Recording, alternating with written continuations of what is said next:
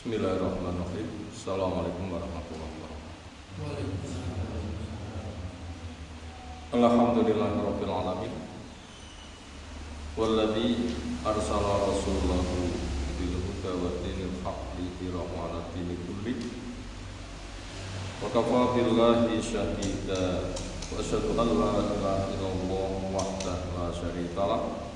Wa asyhadu anna Muhammadan abduhu wa rasuluh. Allahumma shalli ala Muhammad wa ala alihi wa ashabihi wa man tabi'ahum bi ihsanin ila yaumiddin. Ya ayyuhan nas ittaqu rabbakum alladzi khalaqakum min nafsin wahidah khalaqa minha zawjaha wa bassa minhuma rijalan katsiran wa nisaa'a wattaqullaha alladzi tasaaluna bihi wal arham innallaha kana 'alaikum raqiba wa ba'd. Fa inna asdaqal hadisi kitabullah wa khairal hadyi hadi Muhammadin sallallahu alaihi wasallam syarrul umuri muhdatsatuha fa inna kulla muhdatsatin bid'ah wa kulla bid'atin dhalalah kulla dhalalatin finnar. Ayo ikhwah akraman subhanahu wa ta'ala, sebagaimana sudah sering kita sampaikan berkaitan masalah hujan, setidaknya ada dua kata. Yang keduanya punya makna hujan, tetapi kandungannya berbeda. Hujan menggunakan bahasa ghais, ini berkesan kemakmuran. Istisqa Nabi SAW seperti itu. Allahumma aghizna, diulang-ulang, ya Allah kucurkan hujan yang bermanfaat sehingga subur, kebutuhan terpenuhi, makmur, air terkendali. Yang kedua menggunakan bahasa mator, ini berkesan siksa, sebagaimana doa orang kafir, Allahumma in kana hadza wal haqqu min indika fa amtir matara amtir alaina hijaratan minas sama awitina bi adzabin alim. Ya Allah, jika dia benar, entah itu Islam atau Al-Quran atau Nabi kita, sepadan maknanya, maka beri bukti dengan kau turunkan hujan batu. Itu kata hujan menggunakan bahasa mator itu identik dengan petaka. Apa ada umat dianjurkan dengan media hujan? Jawab, siapa? Kata Nabi Nuh, fafatahna abwaabas samaa'i bima'in munhamir, langitnya grojok. Wa fasalnal arda uyuna, bumi full sumber air, sampai gunung pun tenggelam. Musibah berkaitan masalah hujan ada dua kemungkinan. Pertama, musibah semata musibah, namanya takdir kauni sebagai ujian putarnya syukur dan sabar. Yang kedua, hujan dipancing oleh maksiat, maka hujan di situ ketika masyarakat terdampak musibah berarti dipancing oleh dosa-dosa. Sebagaimana umat Nabi Nuh, hujan yang ada dipancing oleh dosa-dosa. Apa yang terjadi di Aceh, Sumatera Barat, Sumatera Utara, bagian yang mana? Banyak kemungkinan. Secara kauni pasti iya. Secara syar'i manusia tidak bisa lepas daripada dosa. Ya ternyata itu dahsyat. Ada yang mengatakan tsunami gelombang kedua, mengerikan. Apa potensi dosa yang diperbuat oleh manusia? Jawabnya, merusak lingkungan karena rakus. Merusak lingkungan karena rakus. Dulu umat Nabi Musa alaihissalam selamat dari kejaran Fir'aun, mengarungi gurun Tih. Allah memberikan fasilitas dinaungi oleh mendung,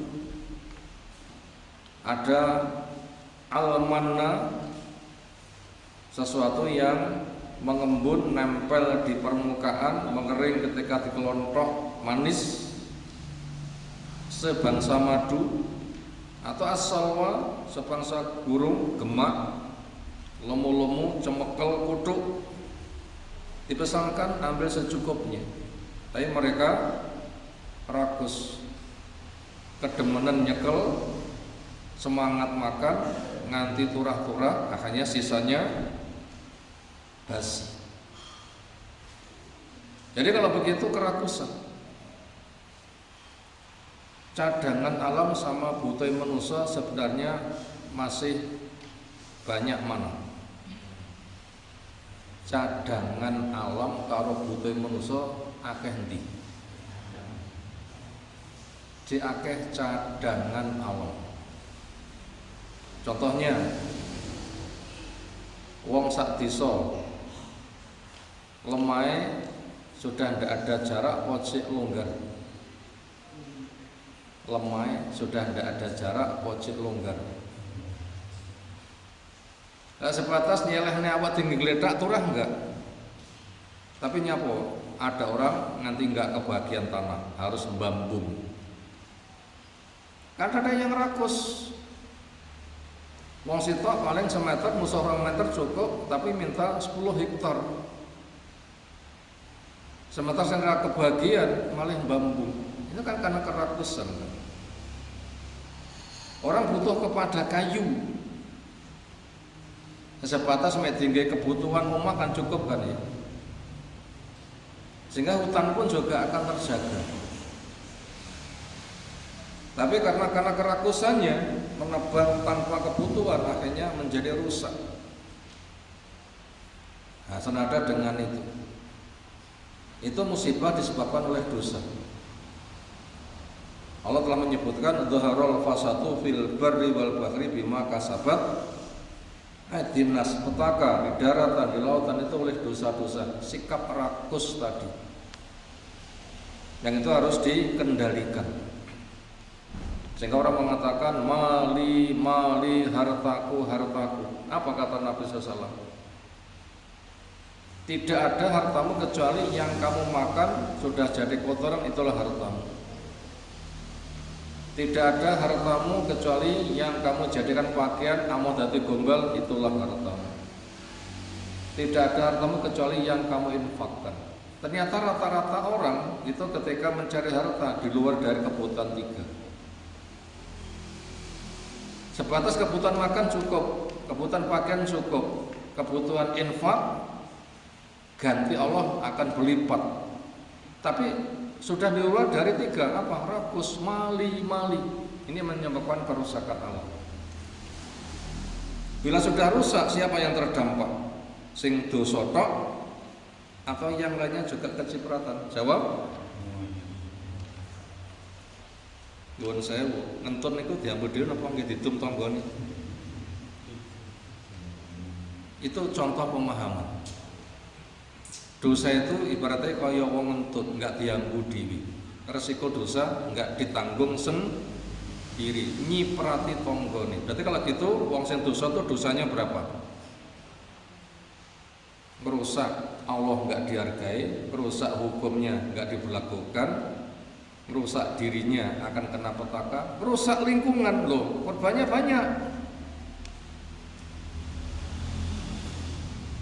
Korbannya banyak. Dirinya rusak, Allah nggak dihargai, hukum ditetapkan nggak dikerjakan, lingkungannya terdampak. Apalagi itu sebagai pelopor dosa. Pelopor dosa akan dapat dari dosanya ditambah dosa orang mengikuti jejak, akan semakin banyak. Kalau minta maaf kepada Allah mudah, tapi minta maaf kepada lingkungan yang terdampak gimana caranya? Sepurane ya dosaku, sapa sing tok jaluke sepuro? Saking banyaknya wong sing tok dosa. Makanya Allah berpesan fattaqu fitnatan la tusibannal ladzina dzalamu minkum khassah. Jaga dirimu dari fitnah. Dosa berdampak petaka.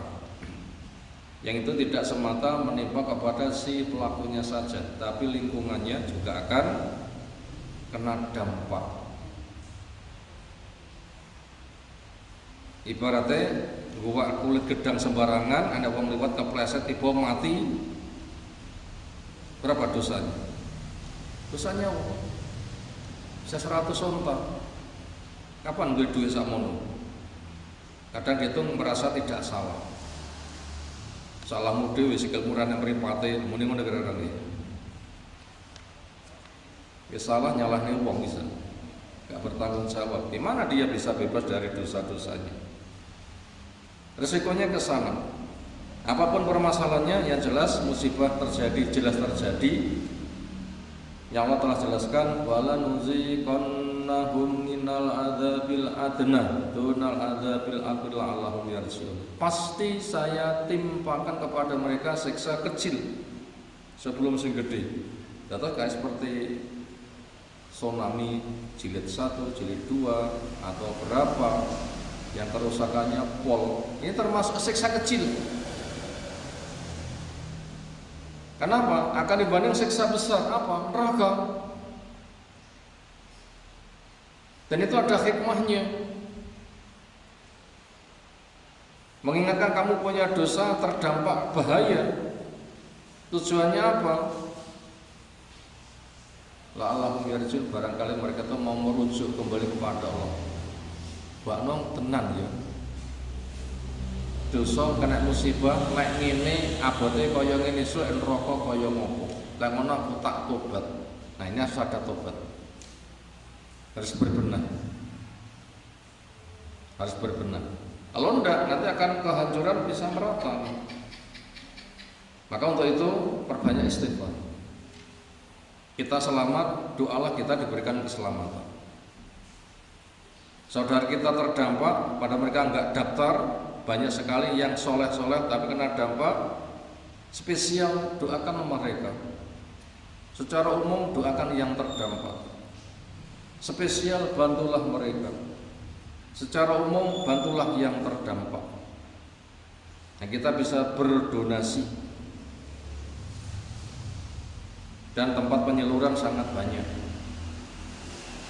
Bapak, andaikan kita kena dampak seperti itu, kira-kira harta kita sing ilang 1.000, 2.000 atau jutaan. Jutaan bisa puluhan juta. Makanya kita tuh mikir, lah ya mereka itu kena musibah puluhan juta, masa aku ngetokne duit 50 wae maneman. Nanti apabila kita iman-iman, kita kena musibah, wong liya nanti iso iman-iman juga. Kenapa? Al jaza'u min jinsil amal. Tidak peka juga dibikin peka. Tidak peka dibikin apa? Peka. Maka pekalah, sambutlah, tolonglah, minimal doakan. Kenapa kita memiliki kelebihan? Salurkan supaya kita peka, tidak dibikin peka. Nah, seperti itu. Ini mukadimah yang perlu kita sampaikan. Berikutnya kita masuk tema yang kita kaji. Materi telah terbagi, perbincangan Heraklius dan Abu Sufyan. Sekarang kita baca dalilnya. Abi Sufyan ibni Sahar ibni Harb radhiyallahu anhu fi hadisi at-tawil, pada hadisnya yang panjang, fi kisah Herakla, berkaitan kisahnya Heraklius. Ana Herakla, sesungguhnya Heraklius kola berkata li Abi Sufyan, famada ya'murukum bih, apa dia memerintahkan kamu dengannya? Yakni yang maksud dia itu siapa? Yaitu An-Nabiy sallallahu alaihi wasallam. Sekarang kita lihat kronologinya, urut peristiwanya. Perbincangan Heraklius dan Abu Sufyan ini tahun berapa? Bisa dibilang tahun 6 Hijriah.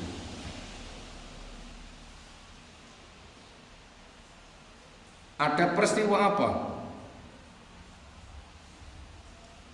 peristiwa damai musyrik Mekah tidak perang dengan Nabi SAW karena ada perdamaian, gencatan senjata, libur perang selama 10 tahun dari perjanjian Hudaybiyah. Tahun 6 Nabi bersama 1.500-an bisa naik bisa turun mau umroh di daerah Hudaybiyah, tinggal kelasnya beberapa kilo saja menuju ke Mekah, 10 gak sampai. Itu Allah perintahkan ontanya menderum, disitulah Allah pilihkan tempat untuk terjadi peristiwa besar, namanya Hudaybiyah. Kisah panjang ini minimal bisa dibaca di Sahih Bukhari di jilid kedua juz ketiga dari Kitabus Syurut. Kita masalah syarat-syarat, termasuk syarat ketika damai dengan orang musyrik, apa yang bisa ditandatangani dari syarat damai yang disepakati, itu boleh. Setelah dijelaskan berita Nabi sampai kepada mereka lewat Budel bin Warqah suku Khuza'ah yang menjadi mitra Nabi, penjaga rahasia Nabi. Yang gampangnya, Budel, aku rene sakonco tujuh aku umroh, bukan tujuan perang. Kayak kewan-kewan sudah diberikan tanda itu nanti akan disedekahkan. Lek wong Quraisy mengizinkan atau bergabung bersama kami, oke. Tapi lek jaluk perang, ngerti yo, kamu itu loyo. Quraisy itu loyo karena dimakan tenaganya sampai habis oleh peperangan. Ya pangga ngengkel, pangga ngajak perang, saya akan siap. Saya menang dengan agama ini atau saya hancur memperjuangkan agama ini. Apa kata Budel? Ya wis, karemu tak ceritane yang pada wong Quraisy. Akhirnya orang Quraisy mengirimkan utusan. Terakhir utusan Quraisy namanya Suhail bin Amr. Komentar Nabi, seolah urusannya gampang. Ternyata disepakati. Apa itu? Untuk tahun ini umrohnya gagal, ditunda tahun depan.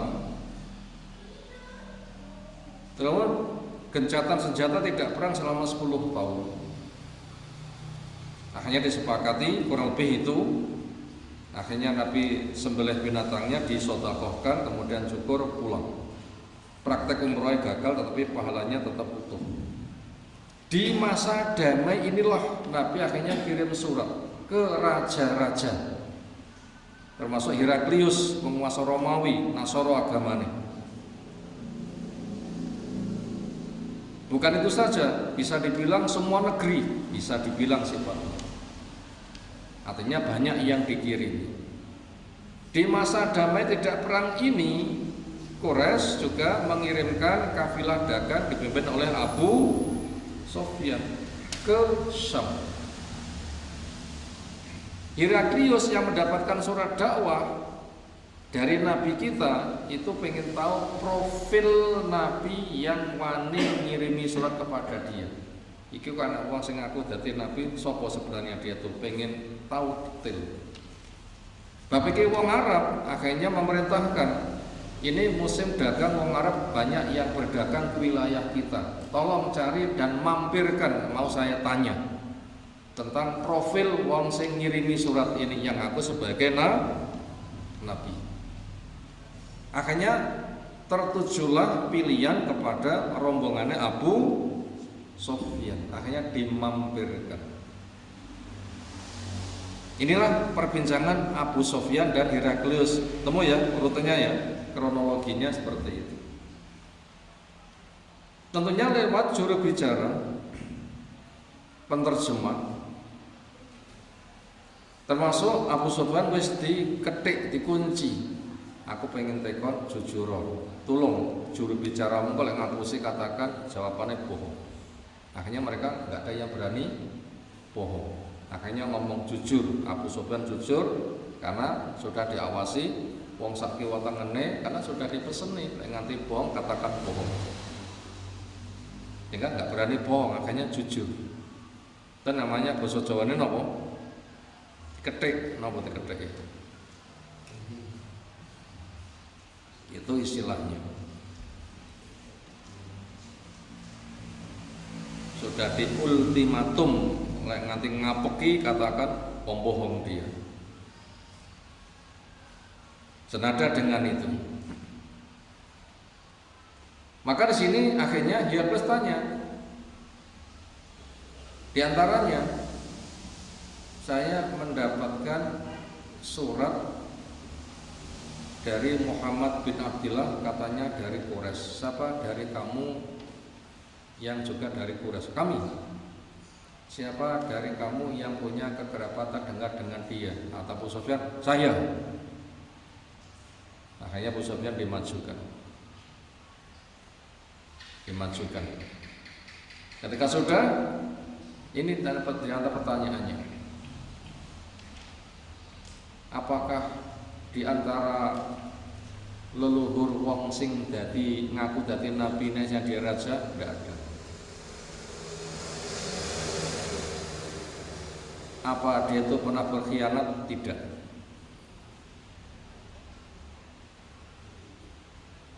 Kalau begitu, ketika dia ngaku dadi nabi, memberikan perintah kepada kalian, apa yang ia perintahkan? Pamada ya'murukum bihi. Nah, itu kita masuk pada pembahasan. Misi dakwah yang ia emban itu apa? Perintah dakwah yang ia sampaikan itu apa? Yakni yang ia maksud Nabi SAW. Qala, berkata Abu Sufyan, qultu, saya jawab, yaqul, yang ia dakwahkan adalah ubudullaha wahdah la tusyriku bi syai'an watruku ma yaqulu aba'ukum wa ya'muruna bis sholati was sidqi wal afafi was silati, muttafaqun alaih. Perintah dia adalah memerintahkan kepada kami ubudullaha wahdah, sembahan Allah tok. Allah yang kamu ibadai, cara Allah yang kamu pakai, rahmat Allah yang kamu harapkan.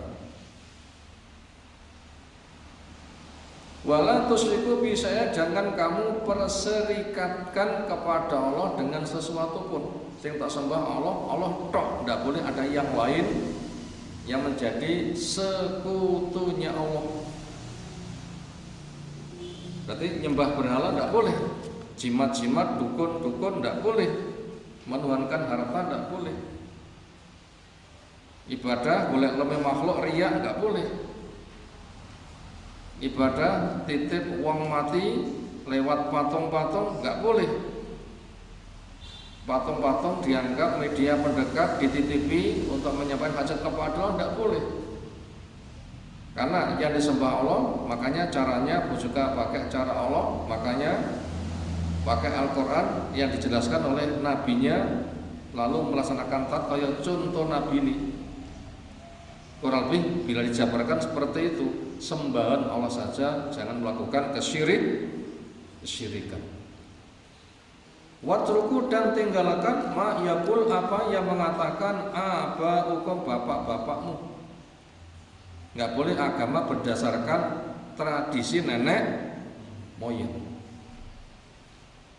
Ibaratnya ana wong sing ngomong wong Jawa ya aja lali karo Jawane. Akhirnya jadi agama kejawen. Buang. Enggak boleh agama kejawen. Memegang tradisi nenek moyang, apa kata leluhur, agama budaya enggak boleh.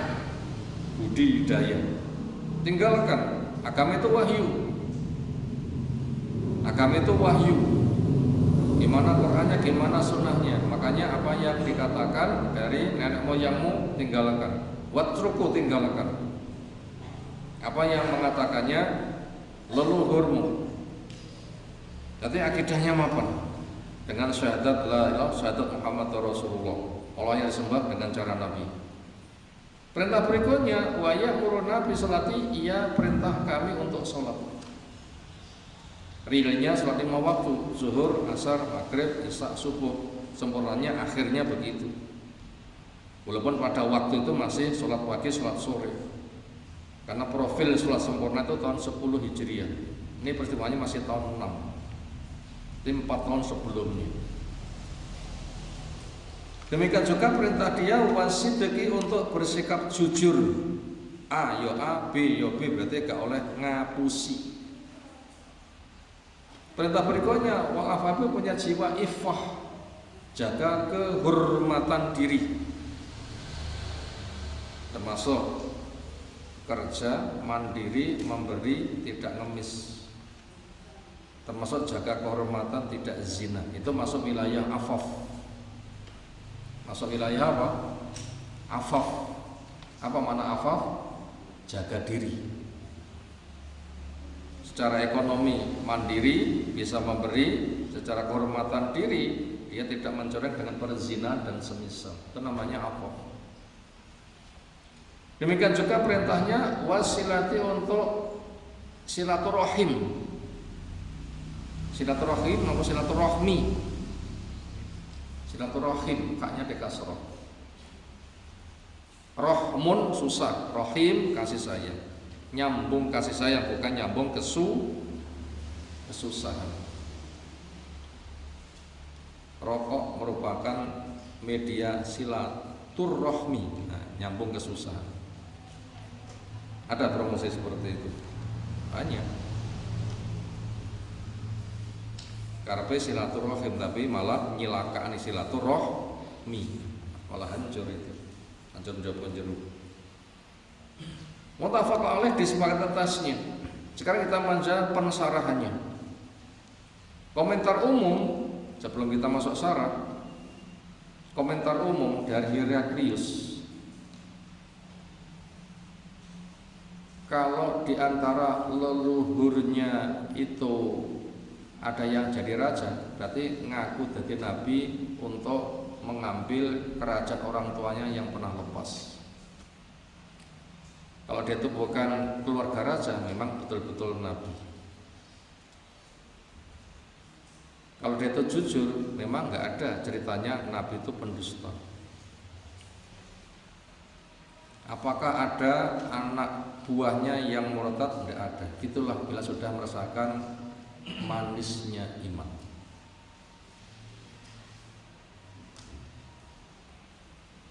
Apabila yang kamu katakan itu benar,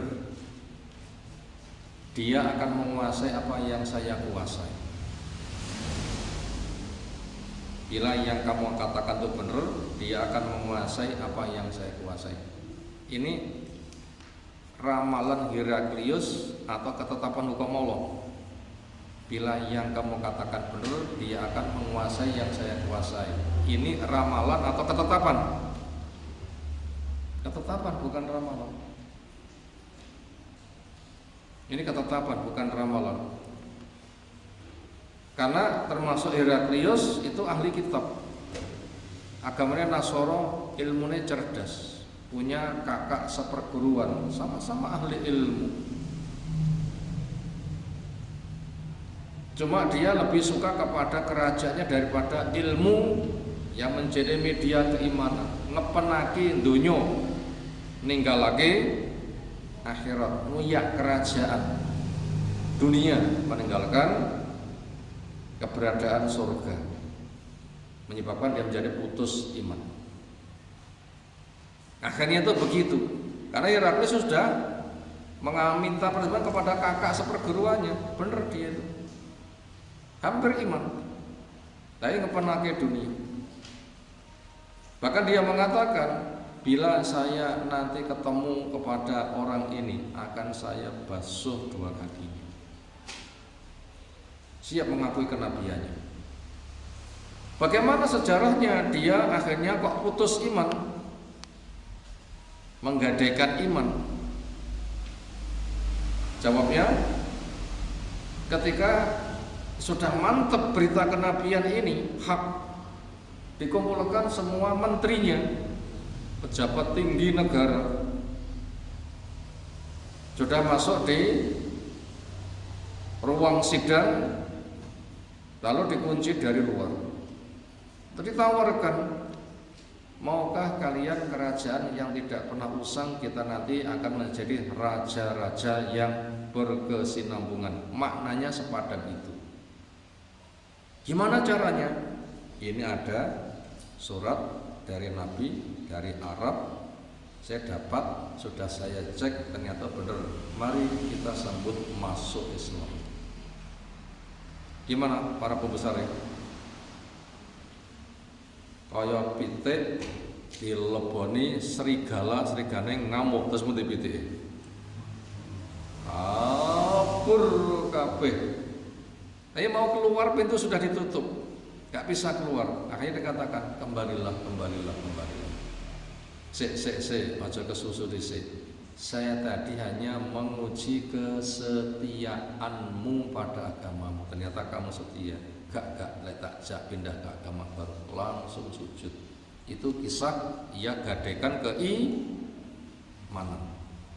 Sejak itulah Heraklius hilang keimanannya. Kenapa? Lebih mementingkan dunia, gak jadi masuk Islam. Padahal dia hampir mengatakan masuk Islam.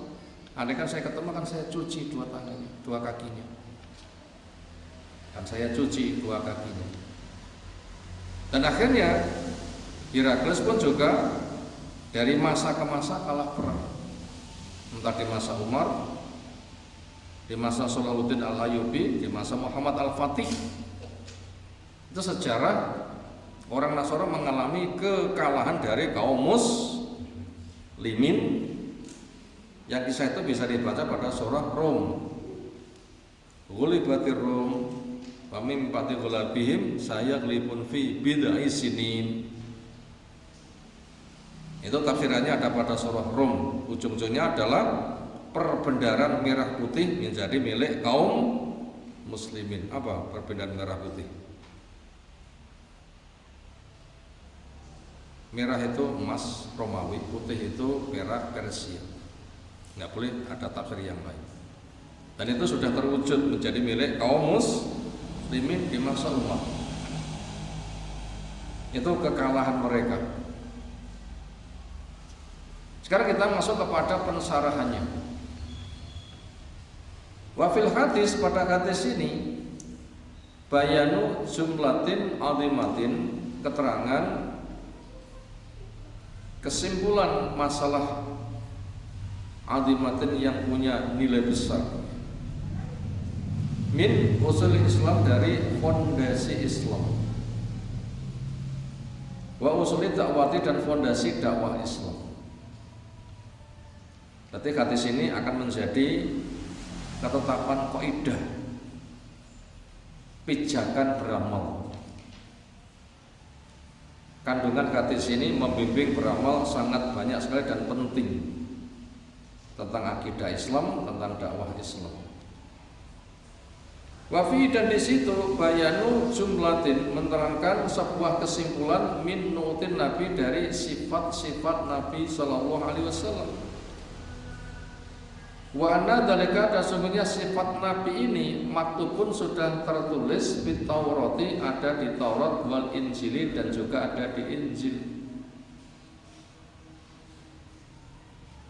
Wa hadza alati qalahu Heraklu, wa hadza, maka ini alati, ucapan kalau yang mengatakannya Heraklius, akhodahu, Heraklius tahu sifat Nabi ini, ia ambil minal kutub al-qatimah, dari kitab yang dulu. Fafi Taurati, sudah disebutkan sifat Nabi kita di Taurat. Hadza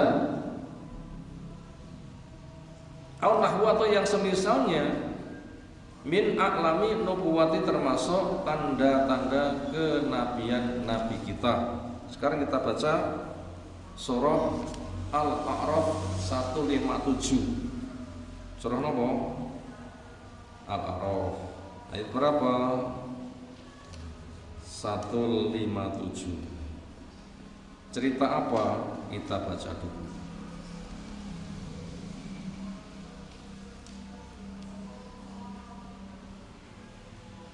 Al-A'raf itu ke-7, ayat ke-157. Alladzina orang-orang yang yattabi'una rasulah, mereka mau mengikuti rasul. Siapa rasul yang maksud? An-nabiyya al-ummiyya, nabi yang umi, yang buta huruf, gak bisa baca, gak bisa tulis. Siapa kalau gitu nabi yang punya sifat umi? Nabi kita. Alladzi yajidunahu, yang mereka telah menjumpainya maktuban tertulis indahum di sisi mereka di Taurat wal Injil, dan juga di Injil. Ya'muru bil ma'ruf, yang memerintahkan kepada yang ma'ruf, akidah, tauhid, salat, akhlak. Wa yanharu 'anil munkar, merubah, melarang dari yang mungkar, kebodohan, kesyirikan, kebid'ahan, pembunuhan, perzinaan, riba, dan macam-macam. Kemungkinan itu banyak. Wa yuhillu lahum mutabiran, menghalalkan yang baik-baik saja. Wa yuharimu alaihim khabajan, mengharamkan yang keji-keji. Wa yadhum anhum israhum, dan meletakkan dari mereka akan beban-bebannya. Wal aghlal, dan belenggu alati kanat alim, yang membelenggu kepada mereka. Waladina amanu bi, siapa yang mengimani pada nabi yang umi ini, wa azaru, dan mengokohkannya, wa nasru, dan menolongnya, wa tabanura alladzi unzila ma'hu, dan mau mengikuti cahaya yang diturunkan kepadanya. Ulaika humul muflihun, hanya mereka saja orang yang beruntung, atau mereka itu betul-betul dijamin orang yang beruntung. Ini jelas sifat Nabi kita sudah ada di mana? Di Taurat, di Injil. Makanya Heraklius itu tahu persis. Karena memang agamanya agama Nasoro, sudah belajar, mahir, dan punya kakak seperguruan, sudah cocok. Makanya dia mengatakan, apabila yang kamu katakan benar, dia akan menguasai yang saya kuasai. Makanya bila saya ketemu dengannya, akan saya cuci kedua kakinya. Nah, seperti itu. Jadi Heraklius itu tahu dari kitab mereka, dan termasuk tanda kenabian nabi kita. Alamatun nubuwah, tanda kenabian. Apa? Sifatnya sudah di Taurat, di Injil. Wong Taurat Injil ngerti, bukan bener iki betul-betul nabi. Itu namanya tanda kenabian. Maka daripada itu, bila orang kafir sudah segamblang itu kok nggak mau beriman, makanya ketika mereka masuk neraka nggak pernah nyalahkan siapa-siapa, kecuali nyalahkan diri sendiri. Muhammad bener, nyapa roto eloi, aku ngempen nakit dunia. Apa nggak wedi neraka? Ya wedi, ora sadar, ya sadar, nyapa apa nggak ngengkel. Lah ya piye neh? Ya sudah, memang inilah saya salah. Sehingga mereka nanti tidak akan pernah protes.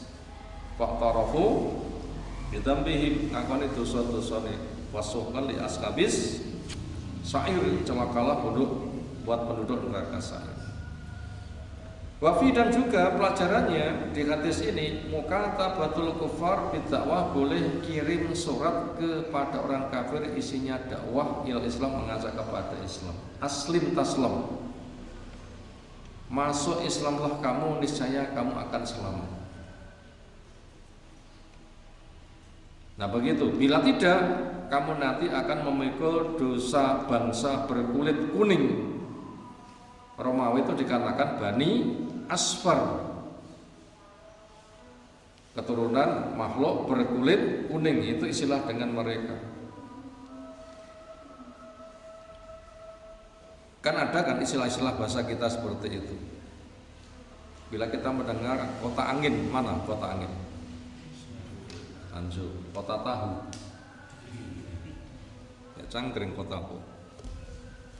Cek desa mana ya? Gawe asak. Bani Asfar itu Romawi. Kenapa kok Bani Asfar? Itu peristilahan. Kenapa kok kota angin? Itu namanya peristilahan. Kenapa kota tahu? Itu istilah. Pakai bakal tahu ini atau gimana Allah? Itu bila kamu nanti kufur, kamu akan memikul dosanya Bani Asfar. Kamu sebagai pemimpinnya, kamu punya kewajiban membimbing, ternyata kok tidak, kafirmu akan diikuti hukuman. Kalau gitu kamu sebagai pelopor kekafiran, dapat dosa dari kekafiranmu, dosa orang mengikuti jejakmu. Ini termasuk isi dakwah seperti itu. Bila kamu nanti masuk Islam dapat pahala double. Beragamamu tempo dulu sah, kamu masuk Islam dapat pahala tambah. Dan itu boleh dakwah seperti itu. Berikutnya wa mulatafatul maktubi alaihi, dan bersikap lembut kepada sing dikirimi surat. Aslim taslam islamo, niscaya kamu akan selamat. Lalu dibacakan ayat. Ta'alau ila kalimatin sawain baina wa bainakum alla na'budu illa iyyah. Mari kita menuju pada satu kalimat yang sama antara kami dan kamu. Apa? Tidak ada yang disembah kecuali sesembahan yang satu. Lembutkan ini bahasa dakwah. Wa takdiruhu at-takdira, dan menghargai kepada orang kafir dengan penghargaan alaik yang layak, al-munasib yang sesuai. Namanya surat dakwah, menggunakan bahasa yang lembut, dan itu boleh karena sosial. Alladzi yang la yatajawazu, tidak melanggar hudud syariati, pelaturan syariat al-islamiyati Islam. Contoh melanggar syariat itu apa? Selamat Natal, ini contoh menyelesaikan apa? Syariat. Boleh kamu mengucapkan selamat Natal? Haram. Selamat kelahiran Tuhan anak, syirik. Mengokohkan Allah punya anak, kacau. Allah telah menandaskan hukumnya. Laqad kafara alladzina qalu innallaha tsalitsu salasa. Kafir wong sing ngomong Allah Tuhan yang ketiga, dari Tuhan jumlahnya ada 3. Berarti mengucapkan selamat Natal apa hukumnya? Haram. Nanti bisa kafir. Karena pengakuan adanya Tuhan anak, padahal qul huwallahu ahad, Allahus somad, lam yalid, lam yulad, lam yakul lahu kufuwan ahad. Itu contoh ucapan yang melanggar syariat, ya tidak boleh. Makanya nggak boleh mengucapkan selamat Natal, tapi lembut kita kepada mereka keduniaan boleh. Islamlah kamu mengatakan selamat, tidak apa-apa. Wafi, dan juga di situ annal kitabiyah idza aslama, lo ajaran orang ahli kitab apabila masuk Islam dia dapat pahala double. Agamanya tempo dulu sah, sekarang dapat pahala tambah. Wafi, dan juga di situ anna sidqa nabiyina Muhammadin sallallahu alaihi wasallam, karena makluman li ahli kitab ilman qat'iyan, sesungguhnya kebenaran nabi kita betul-betul Nabi Muhammad SAW, ternyata ini makluman sudah diketahui oleh ahli kitab ilman qat'iyan, ilmu secara qat'i yang telah sebutkan, ya'rifuna kama ya'rifuna abna'ahum, mereka kenal pada nabi kita kaya wong tua kenal yang anake dhewe. Siapa orang tua yang enggak kenal anake dhewe? Mboten Medina gulet ra kenal karo anake, wonten. Wonten sapa sing ngundang anake iki, anake sapa, wonten iki. Ora anake dhewe lali. Mboten lali, ning niku bangga. Nek nggawa andeng ayu lek dudu anakku ya anake sapa, jane sire ngono. Berikutnya wa innama tarkul iman bihi man taraka minhum inadan aw hasadan aw khafan an fawati manasibihim fid dunya wa nahwi dzalik. Wa innama tarakal iman,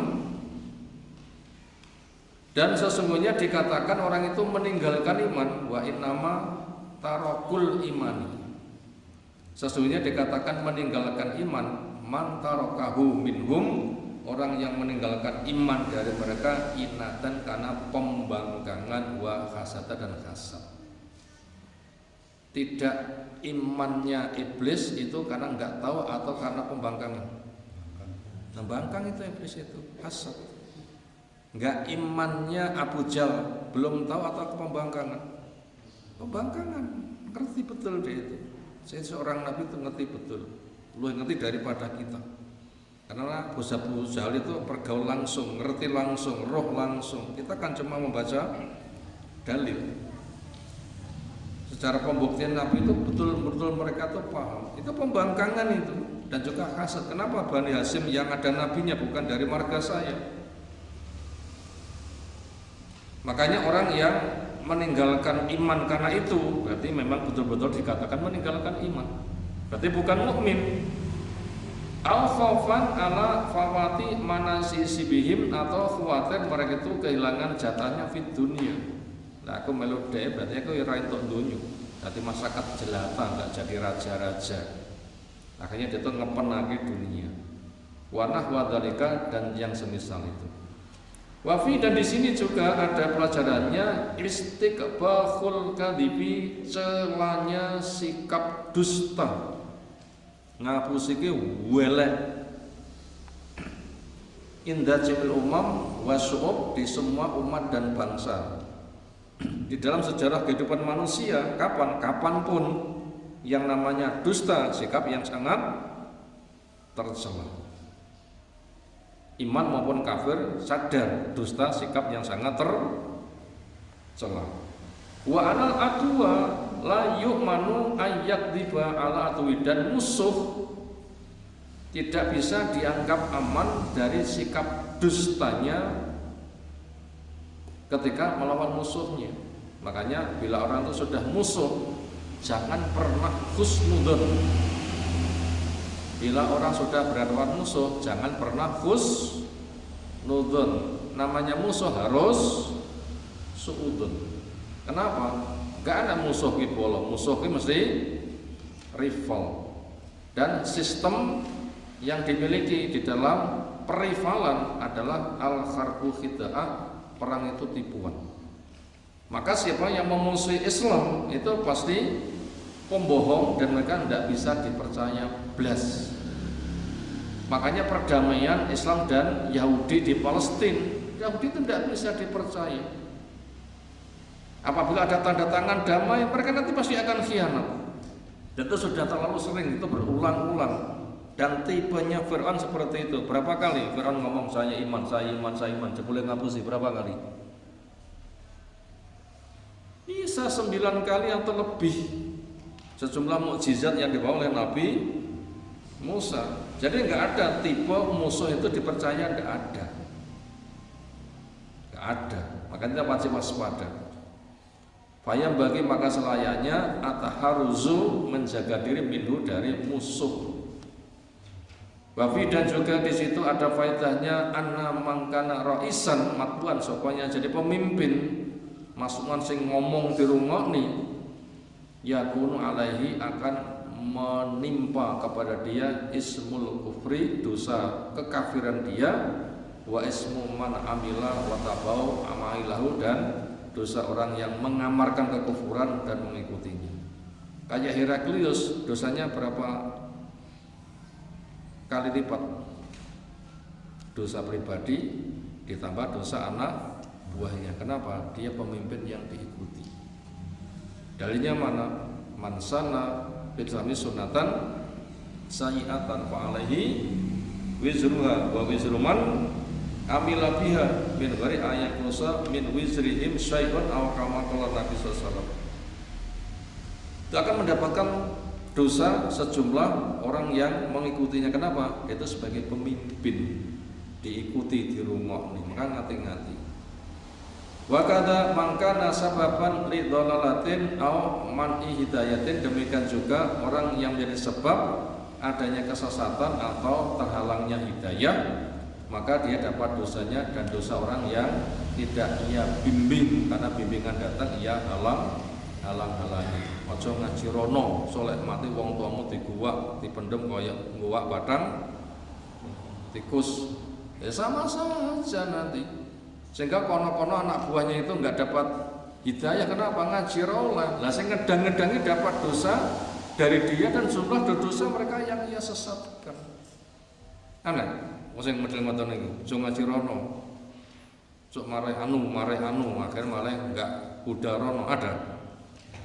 Muga-muga ora ana. Dijawab banyak berarti saksinya akeh ngoten. Makanya ngati-ngati. Berikutnya kita masuk kepada sesi akhir rangkumannya. Ada 4 nomor, mau dicatat dulu. Inti syiar Islam. Inti syiar Islam dari masa ke masa yang harus ditegakkan. Inti syiar Islam dari masa ke masa yang harus ditegakkan. Titik 2. 1. Tauhid. 2. Sholat. 3. Jujur. 4. Jaga harga diri. 5. Silaturrahim. Titik. Inti syiar Islam atau syariat Islam boleh dari masa ke masa yang harus selalu ditegakkan. 1. Tauhid. Boleh atau harus penegakannya? Jawab, harus. Sholat, penegakannya harus. Jujur, penegakannya harus. Jaga harga diri harus. Silaturahim harus. Ini inti syiar Islam, alamat syariat Islam yang wajib ditegakkan dari masa ke masa. Tauhid, sholat, jujur, jaga harga diri, dan silaturahim. Ini bila dijabarkan luas. Ini intisari sifat. Nomor 2, umat terbimbing dengan risalah kenabian secara berestafet. Umat terbimbing dengan risalah kenabian secara berestafet.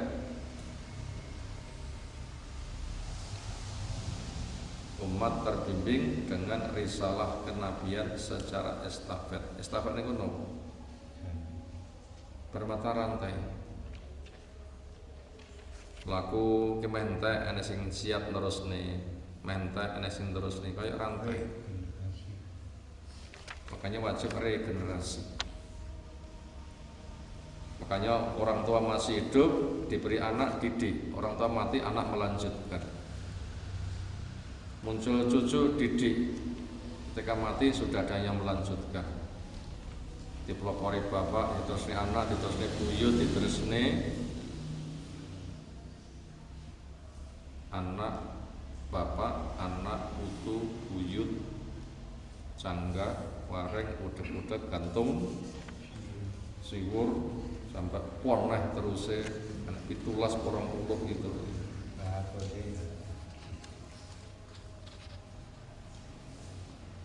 Itu namanya estafet. Dakwah itu seperti itu. Nabi Adam meninggal, sudah ada anak yang melanjutkan. Terus generasi ke-10 ada Nabi Nuh, terus ada Nabi Ibrahim, turun ke Ismail, turun ke Ishak, turun ke Yakub. Ketika Nabi kita sudah habis, dilanjutkan oleh ahli ilmu.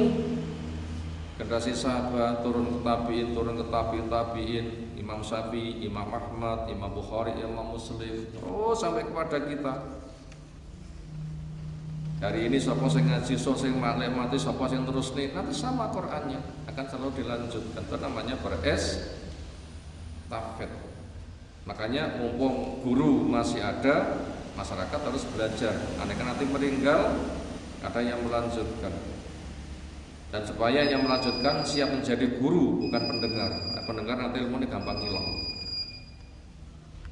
Nomor 3, hak dan batil selalu bersaing. Hak dan batil, hakun hak. Napa hakun itu maknanya? Kebenaran. Hakun dan batil selalu bersaing. Dusta itu dasar peperangan. Hak dan batil selalu bersaing. Dusta itu dasar peperangan. Kenapa? Al-harbu khid'ah, perang itu tipuan.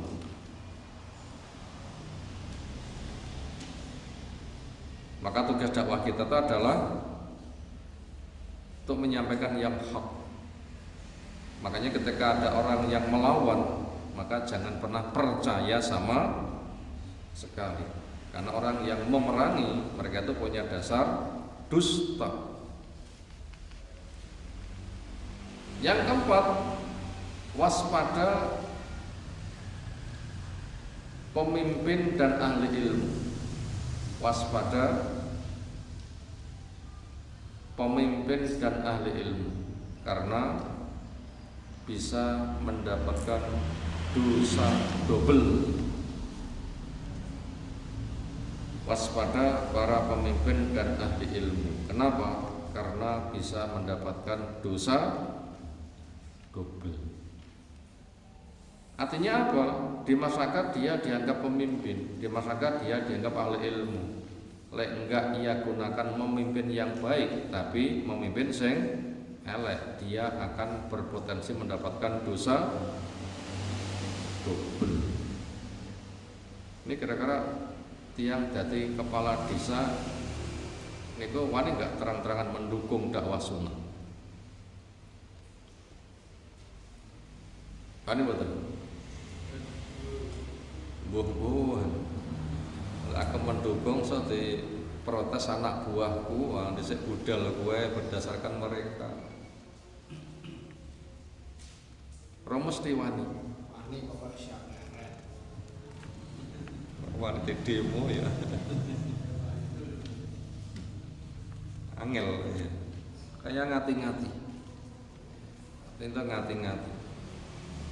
Waspada pemimpin dan ahli ilmu, kenapa? Bisa mendapatkan pahala double. Ngerti ini hak, masyarakatnya enggak diomongi, mek menang wae, atau kan malah ngedang-ngedangi, sudah dapat dosa double. Kenapa hidayah yang wajib kamu sampaikan kamu enggak menyampaikan? Sesatnya mereka kamu kan sebagai pemimpinnya, para ta'ullah. Lebih parah, malah sebagai benteng enggak boleh dakwah masuk ke tempatku. Wah, ini bahaya lagi. Gak nyampe nih hak saja itu sudah bahaya, apalagi malah ngedang-ngedangi datangnya hidayah. Demikian yang kita sampaikan materi kajian kita di malam hari ini. Kesimpulannya adalah perbincangan Hiralis Abu Sufyan ternyata memiliki pelajaran yang luar biasa penting untuk kita semuanya. Tanggapan silakan.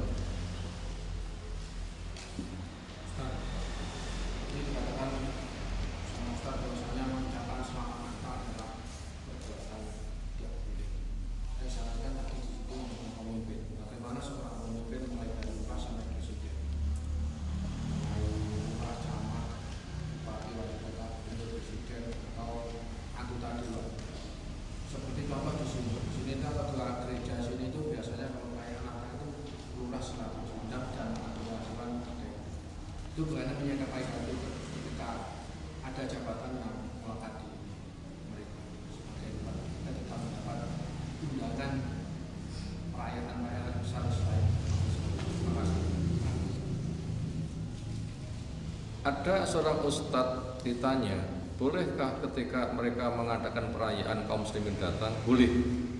Untuk apa? Untuk lakum dinukum waliyatim.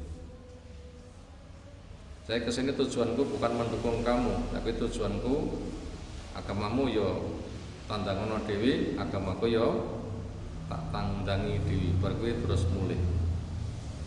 Nah memang gitu boleh-boleh saja. Tapi apabila juga ikut mengatakan ucapan selamat ya tidak boleh. Maka daripada itu siapa yang dari kalangan ahlu sunnah ternyata dapat amanah sebagai perangkat. Makanya sejak dari awal itu harus memiliki sikap tegas. Apa? Urusan agama, akidah, gak ada ucapan saling memberikan selamat. Tetapi saling memberikan selamat tentang urusan keduniaan. Selagi kamu enggak mengganggu saya juga enggak mengganggu kamu. Agamamu ya agamamu, agamaku ya amaku. Untuk operasional sehari-hari ini ke dunia ya nggak jadi masalah. Tapi sudah sampai masuk kepada wilayah akidah, maka disininya adalah perayaanmu, ya perayaanmu, perayaanku, ya perayaan saya. Sifatnya seperti itu. Jadi nggak boleh diundang pada acara mereka kemudian ikut mengucapkan selamat titik. Nggak boleh. Kalau Allah, apalagi. Kalau aku dadi perangkat ora payu, sing mewajibkan dadi perangkat ya sapa? Demikian kita sampaikan. Subhanakallahumma bihamdika asyhadu an la ilaha illa anta astaghfiruka wa atubu ilaik. Assalamualaikum warahmatullahi wabarakatuh.